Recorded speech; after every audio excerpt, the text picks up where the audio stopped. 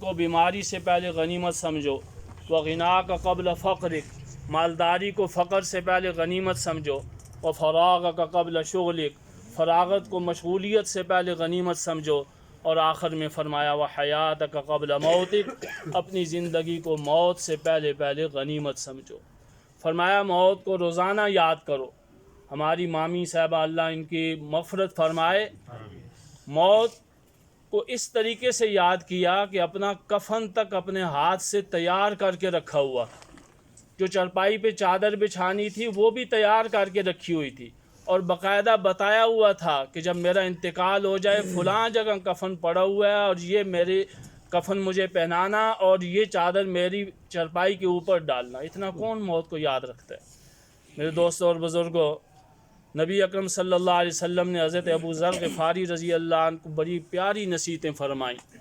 فرمایا یا ابا ذر جدد السفینہ فإن البحر عمیق، اے ابو ذر نئی کشتی بنا کے جانا، فإن البحر عمیق، دریا بہت گہرا دریا ہے، سمندر بہت گہرا ہے، پرانی کشتی نہیں چلے گی، نئی کشتی تیار کر کے جانا۔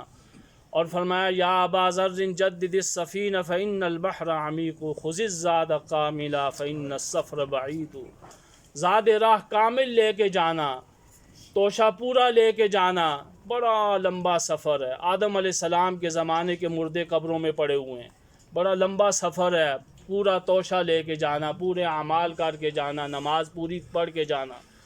اور فرمایا وخفف الحملہ فإن العقبۃ قعول، فرمایا بوجھ ہلکا کر کے جانا، چڑھائی بہت بلند ہے، گھاٹی بہت اونچی ہے۔ جب آدمی پہاڑی پہ چڑھتا ہے وزن اوپر زیادہ نہیں رکھتا، جتنے لوگوں کے معاملات ہیں، لین دین ہیں، دنیا میں صاف کر کے جانا، بہت لمبی گھاٹی ہے۔ وَأَخْلِصِ الْعَمَلَ فَإِنَّ النَّاقِدَ بَصِيرٌ، فرمایا عمل کو خالص کر کے جانا اللہ کی رضا کے لیے، کیونکہ پرکھنے والا بہت باریک بین ہے، جو پرکھنے والا ہے وہ بہت باریک بین ہے۔ میرے دوستوں اور بزرگوں، یہ سفر سب نے طے کرنا ہے۔ ایک جنازہ گزرا، کسی نے کہا اچھا آدمی تھا، فرمایا وجبت وجبت وجبت، 3 دفعہ حضور نے فرمایا۔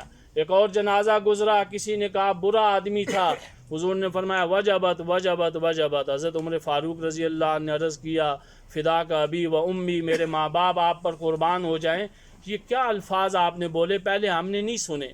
تو آپ صلی اللہ علیہ وسلم نے فرمایا جس کی تم نے تعریف کی کہ یہ آدمی اچھا تھا اس کے لیے جنت واجب ہوگی، جس کی تم نے مذمت بیان کی وجبت لہ النار، اس کے لیے جہنم واجب ہوگی۔ فرمایا انتم شہداء اللہ فی الارض، تم زمین کے اوپر اللہ کے گواہ ہو، تم جس طرح گواہی دو گے اللہ اس کے مطابق فیصلہ فرمائیں گے۔